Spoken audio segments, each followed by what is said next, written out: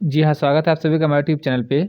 आज हम आप सभी को उस प्रोफ़ेसर सोसाइटी की लिस्ट के बारे में चर्चा करेंगे, जिसका रिकॉग्निशन रिकॉर्ड ना तो एमएचआरडी में है, ना एआईसीटीई में है। इसकी वजह से ये सभी प्रोफ़ेसर सोसाइटी बच्चों को काफ़ी मिसगाइड करके एडमिशन ले लेती हैं। उसके बाद बच्चों की गवर्नमेंट जॉब न लगने की वजह से काफ़ी परेशानी होती है।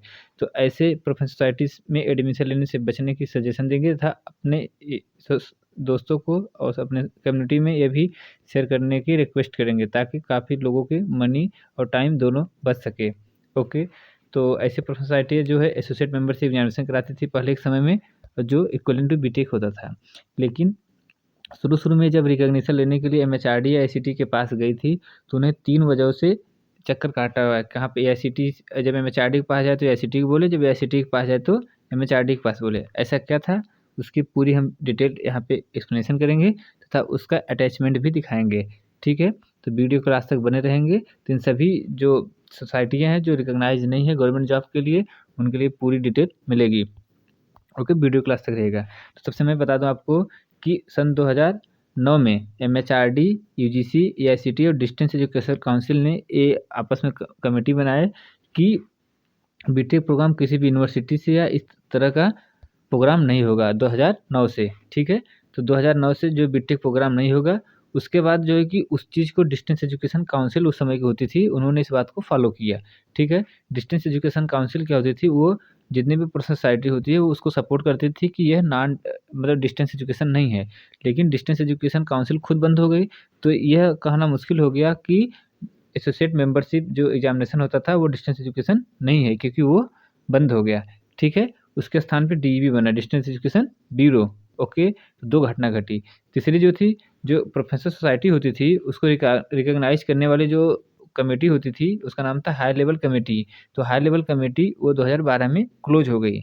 उसके आगे किसी भी नई प्रोफेशनल सोसाइटी को रिकॉग्निशन नहीं दिया, ठीक है? तो 3 घटनाओं की वजह से जितनी भी प्रोफेशनल सोसाइटी थी, सब एआईसीटी के पास जाती थी, तो एआईसीटी बोलती थी एमएचआरडी के पास जाओ, एमएचआरडी के पास रिकॉग्निशन के लिए जाती थी, तो बोलती थी एआईसीटी के पास जाओ, ठीक है? क्योंकि कोई रूल और फ्रेमवर्क उस समय नहीं बना था, उस समय डिस्टेंस टेक्निकल एजुकेशन को बंद करना था, इसलिए कोई फ्रेमवर्क नहीं था।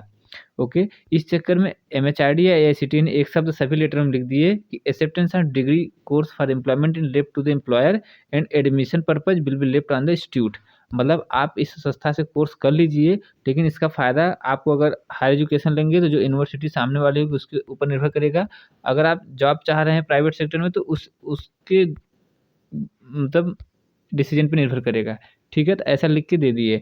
इससे क्या हुआ, सभी सोसाइटी अपने आप में क्या वो खुशी की लहर दौड़ गई इनकी। क्यों? क्योंकि एमएचआरडी बोले कि हमारे अंडर में नहीं है, एसीटी के पास जाओ, एसीटी बोले कि हमारे अंडर में नहीं है, एमएचआरडी के पास जाओ। तो इन सभी सोसाइटी के पास क्या हो गया, एक ऐसा एविडेंस हो गया कि वो इनको कभी अब रिकॉग्निशन नहीं लेना है, ठीक है? लेकिन इनको रिकॉग्निशन न लेने की वजह से एमएचआरडी के रिकॉर्ड में नहीं है। उसका बुरा प्रभाव ये पड़ा कि भारत में लगभग जो 8-10 लाख से ज़्यादा स्टूडेंट हैं, चाहे आईआईई के हों या सीईटी के हों या आईआईईटी के हों या आईट्रिपल से हों या ऑटोमोबाइल सोसाइटीज़ हों या इंडस्ट्रियल मोटर इंडस्ट्रीज़ हों या फिर Indian electrical and medical engineers institute से हों। तो ऐसे ही बहुत सोसाइटियाँ हैं जहाँ पे लोग एसोसिएट मेंबरशिप की डिग्री लेते हैं, लेकिन वो क्या है, इक्विवेलेंट टू इंजीनियरिंग के बराबर नहीं है, जिसकी वजह से उन्हें काफ़ी दिक्कत का सामना करना पड़ता है। हालाँकि यह वीडियो पिछले 1 साल से अपडेटेड था, लोगों के कमेंट्स थे, इसलिए मैं इस यहाँ पे वीडियो पे लाया हूँ और इसके बताने की पूरी कोशिश कर रहा हूँ, ठीक है?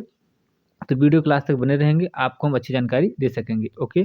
सबसे पहले नंबर पे जो है Indian Institute of engineers India जो दिल्ली में है, ठीक है? ये इतने प्रोग्राम कराती है, इस अटैचमेंट में देखेंगे जिसमें दिया है कि आपका इसका रिकॉग्निशन नहीं है।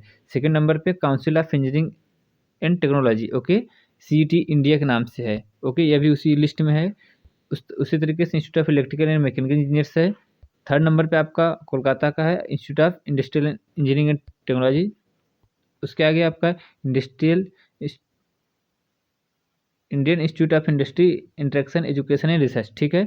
इसका जो वेरियस मेंबरशिप प्रोग्राम है, सिर्फ वही जो है कि ये सिटी में नहीं है, बाकी और इसके जो स्किल डेवलपमेंट प्रोग्राम है, अलग-अलग मिनिस्ट्री और से अप्रूव्ड है, ठीक है? तो इस तरीके की जानकारी है। नेक्स्ट आपका है ऑटोमोबाइल सोसाइटी का जो प्रोग्राम होता था ये, वह भी रिकॉग्नाइज़ नहीं है एमएचआरडी और सिटी में। और सबसे लास्ट में जो है Indian Institute of motor industry, ठीक है? इसके सारे एक्सप्लेनेशन करेंगे। तो यहाँ टोटली कहने का मतलब है कि ऐसी सोसाइटी में कभी एडमिशन न ले जो न तो उसका डेटाबेस एमएचआरडी में मिले, न यूजीसी में मिले और न एसीटी में मिले।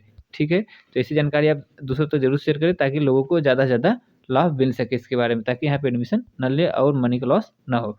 ठीक है, अब आपको एविडेंस ऑफ अटैचमेंट दिखाते हैं। सबसे पहले Indian Institute of engineers India जो दिल्ली में स्थित है, इसका लोगो ये है। ठीक है, तो इसके बारे में बताते हैं आपको। तो इसका जो रिकॉग्निशन आप अटैचमेंट देखेंगे तो सबसे पहले आईसीटी के ऐसा लेटर दिखाता है जो उसके वेबसाइट पे दिया गया है। ठीक है, तो इसका लिंक हम आपको दिखा देंगे। ये पहली लिंक है यहाँ पे, एप्लीकेशन एंड रिकॉग्निशन पे जाएंगे तो आपको इसमें मिलेगा यहाँ पे। ठीक है, यहाँ पे देखिए आपको नॉट को मिटा दिया गया है, ध्यान से देखेंगे आपको AICTE not recognise the equivalent qualification, इस नॉट को डिलीट कर दिया गया, ध्यान से समझिए तो दिख रहा है। ठीक है, तो ये क्या प्रोग्राम था, एआईसीटी अप्रूव्ड प्रोग्राम नहीं था। ठीक है, ओके, इस तरीके से क्या था कि ओके, तो इसमें जो रिकॉग्निशन यहाँ पे भी देखिए नॉट रिकॉग्नाइज लिखा हुआ है, नॉट रिकॉग्नाइज प्रोग्राम। ठीक है, यहाँ पे नॉट रिकॉग्नाइज प्रोग्राम लिखा हुआ है, मतलब क्या सिर्फ एआईसीटी का लोगो पा करके ये लोग क्या बिजनेस अपना चला रहे हैं, बच्चों का करियर भी खराब हो गया इस चक्कर में। ठीक है, अब यहाँ पे इन्होंने ये लिख रहे हैं कि we who take admission DIPP read the clear instruction, मतलब एक इंस्ट्रक्शन जो दिए हैं वो भी डिलीट कर दिए हल्का फुल्का पार्सली, ताकि बच्चों को पता ना चल सके। ऊपर से बोल रहे हैं कि जो बच्चे एडमिशन ले रहे हैं वो क्लियरली इस चीज़ को देख लें कि मेरा ये सिटी अप्रूवल नहीं है। ठीक है, ये आईआईई का कहना है। ठीक है, ओके, आगे चलते हैं। आपका एक उसी की वेबसाइट पे एक आरटीआई पड़ी हुई है, आपको लिंक दे देंगे, आप लिंक से चेक कर लीजिएगा डिस्क्रिप्शन में। एक आईआई की साइट पे एक लिंक है आरटीआई की, इस लिंक पे आप जाएंगे तो दिया हुआ है, ये देखिए आपका 2015 का है, 2015 का है। ओके, तो इस लिंक पे दिया गया है कि यहाँ देखिए not available in this regard, in this connection inform the Indian Institute of Engineers R K Puram New Delhi upper course such not available in this office. Okay, AICT office में इसके रिकॉग्निशन रिकॉर्ड कुछ नहीं है, न एमएचआरडी में नहीं AICT में है। ठीक है, इस तरीके से इंस्टीट्यूट क्या है कि बच्चों को कैरियर को खराब करने के सबसे बड़ा कारण बना। ठीक है, सेकंड नंबर पे चलते हैं सीईटी इंडिया। ठीक है, सीईटी इंडिया इसका अपने कई अटैचमेंट है, इसका 43 पेज का है, एप्लीकेशन फॉर्म है, पब्लिक नोटिस है। ठीक है, सब में अगर आप ध्यान से देखेंगे तो ये पाएंगे कि 2011 में एआईसीटी अप्रूव नहीं की थी, ये बोले थे आप यूजीसी या एआईयू के पास जाइए, क्योंकि उसमें प्रॉपर पॉलिसी नहीं थी। तो उसमें एआईसीटी लिख देता था कि आप जो भी कोर्स करा रहे हैं इक्विवेलेंसी का, अगर ये अच्छा होगा तो एम्प्लॉयर समझे, अगर हायर एजुकेशन के लिए होगा तो इंस्टीट्यूट समझे। ठीक है, लेकिन एआईसीटी अप्रूव्ड नहीं की, लेकिन लेटर पैड की वजह से क्या हुआ, ये लोग अपना धंधा चलाया, बच्चों का लाइफ खराब हुआ इसमें। ठीक है, सेकंड नंबर पे आप दिखा दे इग्नू के पास गए, इग्नू ने भी ये चीज़ बताया कि बीटेक प्रोग्राम बंद है, बीटेक प्रोग्राम बंद है। ओके, इसलिए जो है कि इस कोर्स को रिकॉग्नाइज नहीं करेंगे। आप सिंपल भाषा में समझ लीजिए, अगर एसोसिएट मेंबरशिप का जो पेपर होगा वो, अगर वो पेपर या बीटेक के बराबर है, अगर एसोसिएट मेंबरशिप का एग्जामिनेशन बीटेक के बराबर है तो इसका मतलब क्या हुआ, अगर बीटेक डिस्टेंस बंद हो रहा है जिसका मतलब क्या, इसे भी ऑटोमेटिकली क्लोज होना है। इस पॉलिसी के आधार पर सरकार ने कोई न्यू रिकॉग्निशन नहीं दिया, फिर भी ये लोग न्यू एडमिशन लेते रहे। अब ये जो सीईटी है, सीईटी इंडिया करके है, यह संस्थान आपको एडमिशन के वक्त से साइन करा लेती है कि इस कोर्स का अगर फ़ायदा ना मिले तो हम जिम्मेदार नहीं हैं। ध्यान समझिए, आप एप्लीकेशन फॉर्म भरे होंगे तब आपको इस चीज़ की पूरी जानकारी होगी। ये एप्लीकेशन फॉर्म का लिंक है, इस पे आप जाएँगे तो यहाँ पे फिल क्या करा रहे हैं ध्यान समझिए। I am unable to get advantage if I am unable to get advantage setup of the programme after the completion of securing job. Okay, course करने के बाद अगर हमें कोई लाभ नहीं मिलता है तो CET will not held responsible any manner. Okay, CET इसका जिम्मेदार नहीं होगा, और कोई भी लॉस होगा जैसे पैसा गया कोई चीज़ का, तो उसका डैमेज का लॉस भी स्टूडेंट खुद ही होगा। ठीक है, क्योंकि कोर्ट केस है, तमाम चीज़ों को बहाना दिखा करके ऐसे एडमिशन करा रहे हैं। ठीक है, इस तरीके से क्या हुआ, बच्चों को काफ़ी लॉस की बात हुई। ठीक है, नेक्स्ट चलते हैं आपका Indian Institute of electrical mechanical engineers पे। इसमें भी यही है कि ये एमएचआरडी के पास जाते हैं, एमएचआरडी बोलती है कि आप एआईसीटी के पास जाइए, एआईसीटी जो है कि मना कर देती है कि आप फुल टाइम प्रोग्राम से संबंधित करिए और इस सब का कोई फ्रेमवर्क नहीं निर्धारित है। फिर भी एडमिशन देते गए एमएचआरडी और सिटी के लेटर पैड की वजह से, लेकिन लेटर पैड में क्या लिखा है इसके सही एक्सप्लेनेशन इंस्टीट्यूट ने नहीं किए। ठीक है, इसी तरीके का है Indian industrial and technology India. Okay, ये कोलकाता के आसपास में है। ये तो बिल्कुल फ्रॉड सी है, क्योंकि इन्होंने जो है कि इस वेबसाइट पे जो अपना रिकॉग्निशन दिखाया है, वो दूसरे प्रोफेसर सोसाइटी को एडिट करके बनाया गया है, ठीक है? ध्यान से देख लीजिए, ये ओरिजिनल कागज़ है, एक दूसरे प्रोफेसर सोसाइटी का जो पहले रिकॉग्नाइज़ है, उसमें लिखा है association of Indian university Kotla road, जो एड्रेस है उसी के नाम से इन्होंने क्या किया, एडिट करके पीडीएफ बनाया है, उसका नाम लिख रहे हैं association of Indian council university, ठीक है? तो पूरी तरीके से इन्होंने क्या एडिट मार करके दिखाया ताकि बच्चे समझ ना पाया जाता है और एडमिशन लेते रहें। तो इस तरीके से संस्थाएँ हैं जो देश को काफ़ी बर्बाद कर रही हैं, तो ऐसे सोसाइटी में एडमिशन बिल्कुल ना लें और आगे बताते चलें, ठीक है? अब आगे नेक्स्ट बताते हैं आपको Indian Institute of industrial interaction India and research, okay? ये साउथ में इंस्टीट्यूट है, ये कई स्किल प्रोग्राम होते हैं जो कई अलग-अलग मिनिस्ट्री से अप्रूव्ड है, लेकिन हम यहाँ पे मेरा कंसर्न सिर्फ़ और सिर्फ़ जिसकी जो मेंबरशिप प्रोग्राम है उससे है, क्योंकि ये कई बार अपना आरटीआई लगा के एआईसीटीई के पास गई है, तो एआईसीटीई ने मना कर दिया है, एमएचआरडी ने भी मना कर दिया है। जैसे आप यहाँ पे देख सकते हैं कि 11 अक्टूबर 2018 का फाइल है, इसमें उन्होंने लिखा है कि आप प्राइवेट एम्प्लॉयमेंट और जॉब के लिए जो भी है आप एआईसीटीई के फॉलो कीजिए। लेकिन एआईसीटीई हमेशा फुल टाइम प्रोग्राम देती है और दूसरे नॉन फॉर्मल और डिस्टेंस को नहीं देती है, इसलिए क्या है कि यहाँ से रिटर्न करती है, ठीक है? तो इसी को ध्यान रखते हुए इस सोसाइटी ने आप अपने पब्लिक नोटिस में लिख रहे हैं, triple IR industry does not comes under preview of UGC, AICT, AIU and distance education act. इसका मतलब क्या हुआ कि अगर इस प्रोविज़न में नहीं आते हो तो इसका मतलब आप इस लिस्ट में नहीं हो, ओके? अब क्या है कि इसका जो फ़ायदा होगा वो गवर्नमेंट जब आप देख रहे हो तो अथॉरिटी देखेगी, आप कहीं एडमिशन ले रहे हो यूनिवर्सिटी में तो अथॉरिटी देखेगी इसका फ़ायदा है या नहीं है। हालाँकि इसका अलग-अलग स्किल कोर्सेज़ हैं जो अलग-अलग फ़ायदों में एम्प्लॉयमेंट है।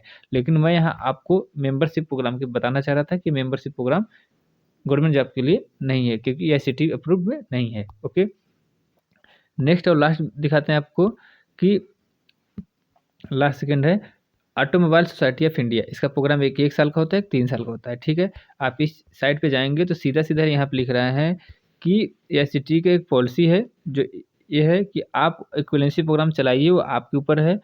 इस कोर्स का फ़ायदा किसको मिलेगा, किसको नहीं मिलेगा वो आप जानिएगा। लेकिन एआईसीटीई की तरफ से कोई ऐसी कोर्स को रिकॉग्निशन नहीं दिया जा रहा है, ठीक है? तो ऐसे तमाम पॉलिसी गवर्नमेंट पॉलिसी होने की वजह से और इंस्टीट्यूट के मिसगाइड की वजह से काफ़ी बच्चों का लाइफ़ इस समय बर्बाद हो रहा है। तो ऐसी चीज़ों में सरकार को ध्यान देना चाहिए, ठीक है? कि ऐसे संस्थाओं को जो भी एक्शन लेना हो सटीक तरीके से लें, ठीक है? अब लास्ट चलते हैं आपका institute of motor industry Chennai, ठीक है? चेन्नई में इंस्टीट्यूट है। ये इसका प्रपोज़ल 2001 में था। अब कौन बनवा रहे हैं नहीं आइडिया इसका, लेकिन क्या है, एक 2001 में प्रपोज़ल था कि इंस्टीट्यूट बनेगी और उसका रिकॉग्निशन इक्विवेलेंसी के बराबर किया जाएगा। ये सिर्फ़ एक एमएचआरडी का लेटर पैड है, इस पे सारी चीज़ें लिखी गई हैं और प्रपोज़ल है, फाइनल रिकॉग्निशन नहीं है, इसीलिए प्रपोज़ल का कागज़ अभी तक चलता आ रहा है। इसके बाद का अप्रूवल कोई चीज़ नहीं है। इसका मतलब यही है कि एआईसीटीई इस चीज़ों को अभी क्या एग्ज़ामाइन और कोई चीज़ें नहीं की है फर्दर। समझ गई बात को? तो ऐसे सभी सोसाइटियों में एडमिशन लेने से बचें और कहीं भी एडमिशन लें तो उस इंस्टीट्यूट का नाम एक बार एमएचआरडी पे या यूजीसी पे या एआईसीटीई पे या डिस्टेंस एजुकेशन ब्यूरो पे ज़रूर चेक कर लें, तभी आप कहीं एडमिशन लें। तो उम्मीद है ये आप सारी चीज़ें समझ गए होंगे कि सभी सोसाइटियाँ सिर्फ़ आपको कागज़ पे मिसगाइड की हैं, लेटर पैड के थ्रू मिसगाइड की हैं, जिससे काफ़ी बच्चे इसमें एडमिशन लेकर के अपना करियर को काफ़ी लॉस और टाइम मनी का लॉस किए। इसमें जो है सरकार की पॉलिसी और इंस्टीट्यूट का जो मिसगाइड करने का तरीका था, दोनों गलत है, जिससे कि देश में लगभग लाखों बच्चों के पैसे और समय दोनों खराब हुए।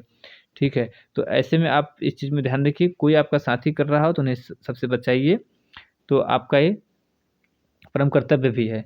तो मिलते हैं नेक्स्ट वीडियो में, तब तक के लिए जय हिंद, जय भारत।